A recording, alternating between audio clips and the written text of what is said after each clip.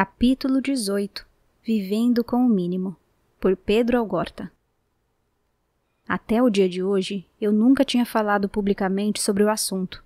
Nunca aceitei dar entrevistas, nem ministrei palestras. A esta altura, a montanha é uma recordação. Se nunca falei, por que falo agora? Perguntei aos meus filhos, aos meus irmãos, aos meus pais e à minha esposa se queriam que eu falasse, rompendo com o rígido código que eu mesmo me impus 36 anos atrás. E, para minha surpresa, todos pediram que eu falasse. Vou fazer isso por eles. Visivelmente, eu mudei. Até pouco tempo atrás, nem sequer consultaria os familiares para saber se preferiam que eu rompesse com esse mutismo. Mas na minha idade, começamos a usar um pouco mais do tempo para refletir e pensar em tudo o que fizemos, o que deixamos de fazer, e dessa forma, reunimos forças para encarar as próximas etapas da vida. Sempre soube o que o grupo de sobreviventes fez e continua fazendo. Todos nós sabemos, embora eu more em Buenos Aires e eles em Montevidéu. Há muitos anos sei que vários deles ministram palestras e conferências, algo que admito ter sempre despertado em mim uma grande inquietação. Um dia, faz alguns anos, Coach Ciarte me telefonou. Ele estava em Buenos Aires e, sabendo de minha curiosidade, me convidou a assistir uma palestra motivacional que daria no Hotel Sheraton, para concessionários de postos de gasolina da companhia Esso. Logo após o telefonema de Coach, de quem gosto muito, além da curiosidade, fui tomado pelo ceticismo, porque estava convencido de que empresários daquele tipo não fariam outra coisa senão crivá-lo de perguntas embaraçosas ou então ouvi-lo com indiferença.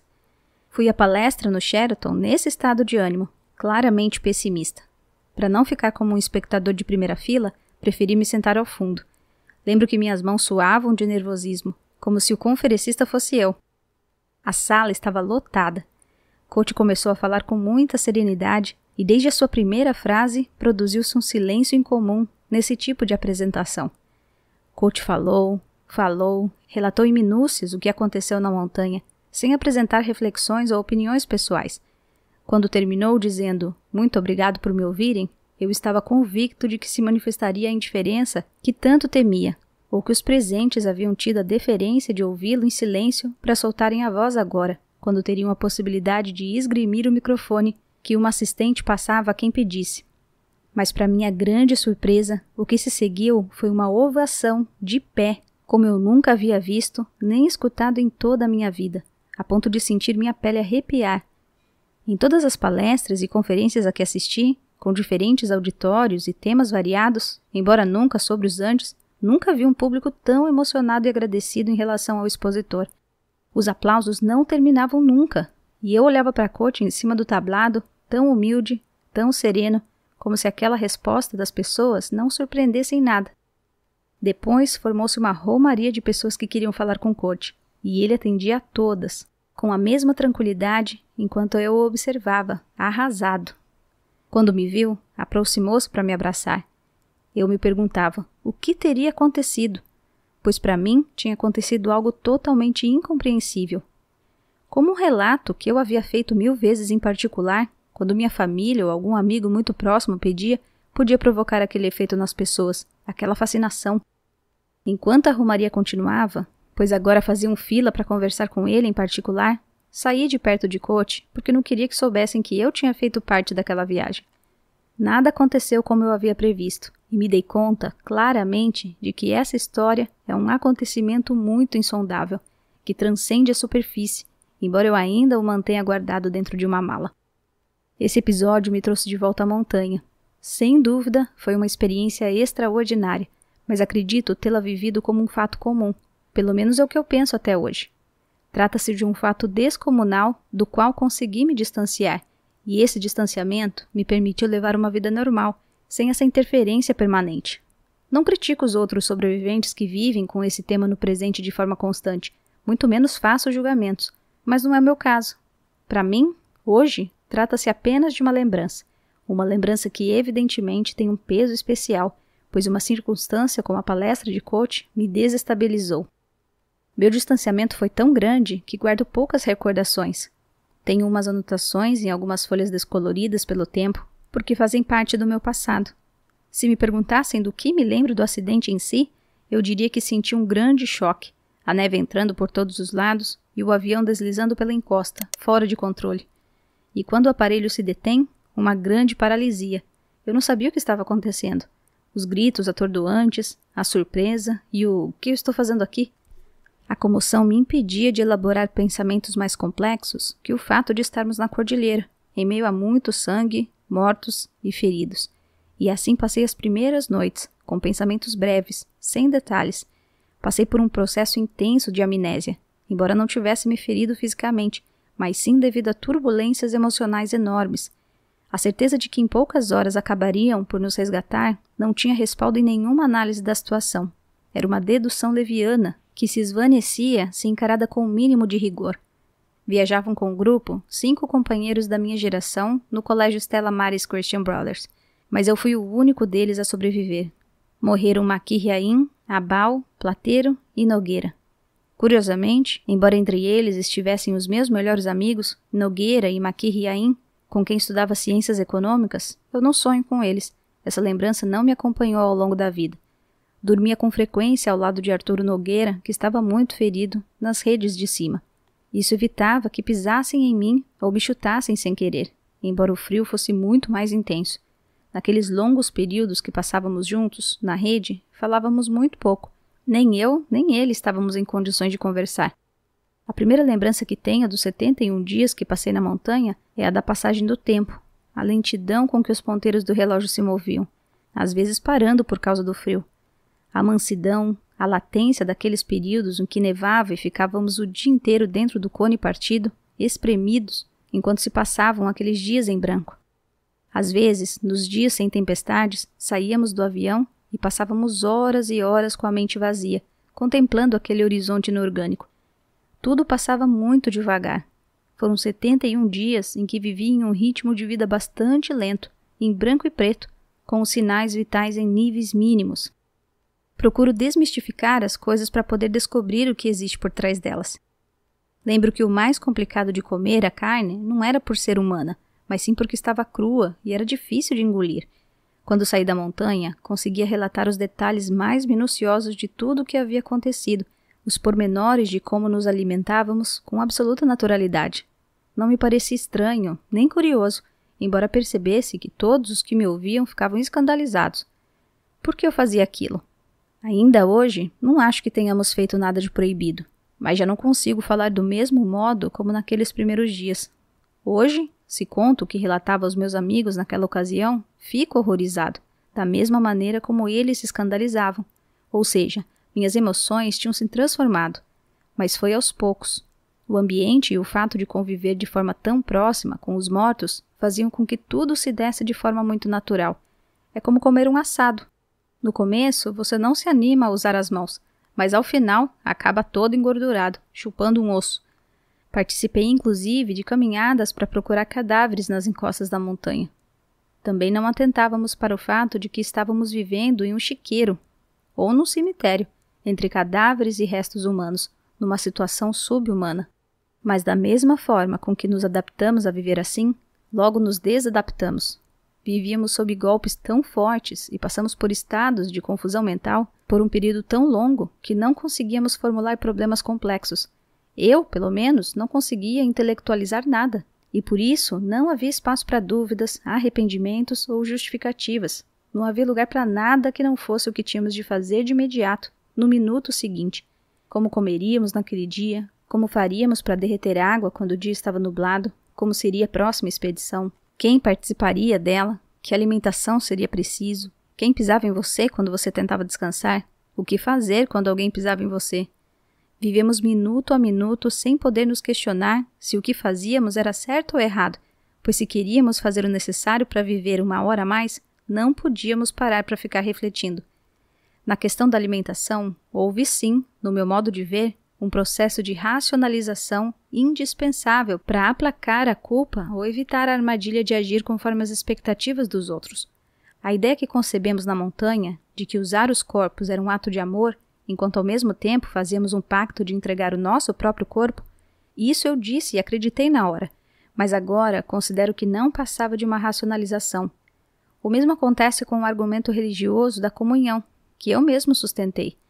Não creio que ninguém tenha decidido comer ou não comer em virtude de um argumento tão racional. Era tudo mais básico e elementar. E naquela hora, ou você comia ou morria. Tudo era mais instinto do que intelecto. Quando se passa por situações tão primitivas, na hora da verdade, a pessoa faz o que o estômago manda fazer, apesar de não ser muito heróico admitir isso. Embora funcionássemos realmente como um grupo na organização, nas ações, no planejamento, na definição de estratégias possíveis, lembro que havia também muito espaço para a individualidade e para ficar sozinho. Ao mesmo tempo que se exigia uma experiência grupal, cada um de nós também precisava se concentrar em si mesmo. Numa sinergia, o todo é mais do que a soma das partes, mas a fusão do grupo também permitia espaços para a liberdade e a solidão. De uma forma geral, estávamos todos muito tristes. É algo semelhante, em parte, ao que ocorre num campo de concentração.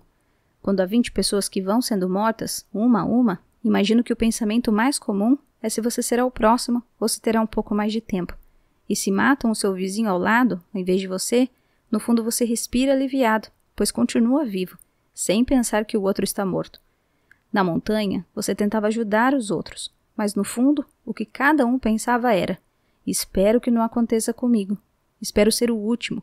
Preciso continuar comendo para ficar forte e poder sair daqui, o que é uma reação tão individualista quanto genuína.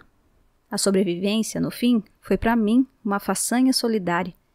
Muitos anos mais tarde, me ligaram para dizer que o nosso grupo de sobreviventes havia recebido o prêmio de Sentido da Vida, de Viktor Frankl, que baseou seus livros e suas teorias na experiência que teve no campo de concentração de Auschwitz. No primeiro momento, não consegui entender por que nos premiavam juntamente com pessoas que fizeram alguma coisa em favor do sentido da vida, mas depois compreendi as semelhanças. Percebi que a pulsão para viver mais 24 horas transcende idades e culturas e está presente em todos os seres humanos, num campo de concentração ou perdidos numa montanha. Numa situação limite, surge um impulso que o leva, sempre, a fazer um novo esforço que ultrapassa os seus limites. Há também a questão da restrição ao sofrimento. Descobrimos na montanha que o ser humano pode impor limites ao sofrimento, e provavelmente, e essa é uma visão pessoal, também a felicidade. Nossa capacidade de sofrer e de ser feliz é relativa. É provável que se tivéssemos sofrido tanto quanto devíamos realmente ter sofrido, teríamos nos fraturado emocionalmente e nunca conseguiríamos escapar. Tudo isso contribuiu para a amnésia de que padeci durante algum tempo na montanha. Foi minha estratégia inconsciente para sobreviver. Eu não era membro do time de rugby. Provavelmente era um pouco mais rebelde que a média dos que viajavam no Fairchild. Em 1972, vivíamos um período convulsivo. A guerra do Vietnã, as reverberações do maio de 68 em Paris. Nos nossos países havia uma situação de fervência e de desconcerto à beira da explosão. Eu cursava ciências econômicas e tinha uma visão muito crítica do que estava acontecendo. De alguma forma, naquela época, eu queria mudar o mundo, o que para mim marcava uma diferença em relação a vários dos meus companheiros de tragédia, uma questão que muitos deles nem sequer consideravam. Mas essa diferença, que existia quando peguei o avião em Montevidéu e quando voltei a embarcar em Mendonça, desapareceu na montanha. Eu a esqueci totalmente. Quando saí da cordilheira, havia de fato uma grande mudança objetiva, pelo menos uma que consegui enxergar. Minha prioridade já não era mudar o mundo, mas eu comecei a mudar a mim mesmo, a pensar em mim, no que seria do meu futuro, que quase se esvaneceu na neve. Perdi a ilusão de uma mega utopia distante e enfoquei as possibilidades mais próximas, no que eu podia realmente mudar. E o mais próximo que havia era a minha própria utopia, eu mesmo. Ao embarcar no F-571 em Montevidéu, eu tinha 2 grandes objetivos: ver uma namorada que tinha deixado em Santiago, onde havia vivido até pouco tempo atrás, e conhecer de perto a experiência socialista de Salvador Allende, que passava por um período atribulado que se encerrou de forma violenta 1 ano depois. Mas quando cheguei a Los Maitenes, não só tinha me esquecido totalmente de Allende, como nem sequer me lembrava dos traços físicos da minha namorada. Na verdade, eu não lembrava e nem me interessei em lembrar a razão que originalmente me fizera viajar para o Chile 72 dias antes.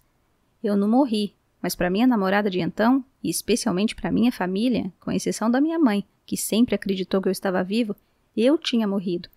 Meu pai sofreu a perda de um filho e meus irmãos choraram a morte de um irmão. Por isso, quando escapei da montanha, para eles eu tinha ressuscitado, E até hoje, 36 anos depois, o que aconteceu é mais forte para os meus pais e meus irmãos do que para mim.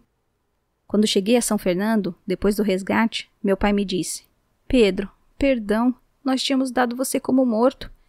Na hora eu não entendi, mas depois compreendi ao que ele se referia. E até hoje, aquela situação tão singular muito me emociona. Agora sou pai e sei o que ele tinha sofrido, embora naquele momento suas palavras me parecessem vazias. Para mim, aquele fora o acidente mais importante da minha vida, mas eu não tinha morrido nem ressuscitado. Essa diferença abissal me impedia de entendê-los, por mais que me esforçasse. Eu precisava de um tempo, muito tempo.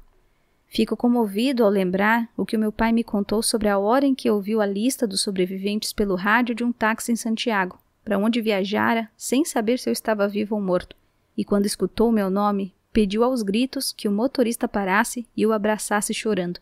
Fico emocionado ao lembrar a reação da minha irmã menor, em Buenos Aires, quando ouviu a lista, como se fosse um sorteio da loteria, comemorando aos gritos os nomes dos vivos, a ponto de esquecer a tristeza que tomava conta dos que tinham perdido naquela monstruosa roleta. Saí dos Andes, como aconteceu com outros, muito rígido, muito formal, muito frio. Retornamos dali rudes e primitivos. Quando havia algo de que não gostávamos, dizíamos na lata, sem medir os efeitos que isso provocava nos outros. Porque medir esse efeito requeria um exercício intelectual ou uma elucubração sofisticada que ainda não estávamos em condições de elaborar. Lembro-me de ter maltratado meus pais e meus irmãos quando eles se emocionavam ao me ver e me tocavam. E eu só queria dormir ou comer, estava cansado e não queria ser incomodado, muito menos que chorassem por mim, sem nenhum motivo, pois eu não conseguia ver razão para tanto choro. Além disso, eu não queria me expor, queria apenas ficar em paz. Eles me viam como um ser que chegara de algum ponto desconhecido, coisa que eu não estava em condições de entender. E eu dizia: peço apenas que me deixem só. É curioso como o fato de viver com o mínimo repercutiu em todos os nossos pensamentos. Em nenhum momento achei que não iríamos sair da montanha, embora também não pensasse muito em como conseguiríamos escapar, de que modo se daria aquela travessia impossível.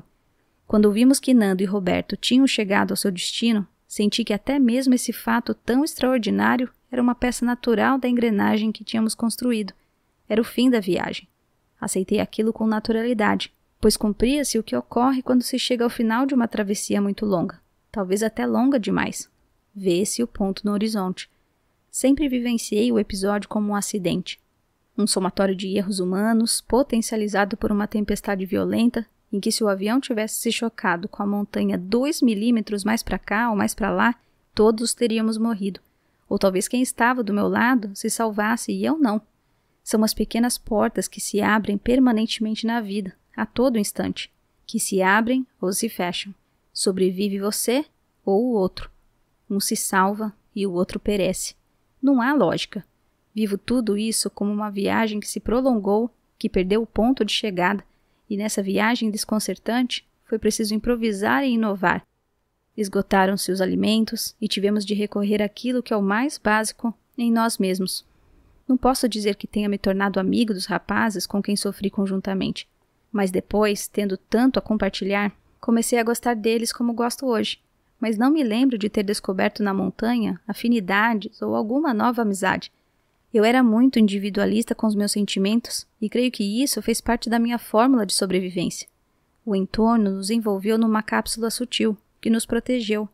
Minha irmã, Glória, que viveu nossa aventura com enorme intensidade, costuma dizer que essa cápsula nos isolava, nos protegia e revelava a essência da nossa sociedade solitária.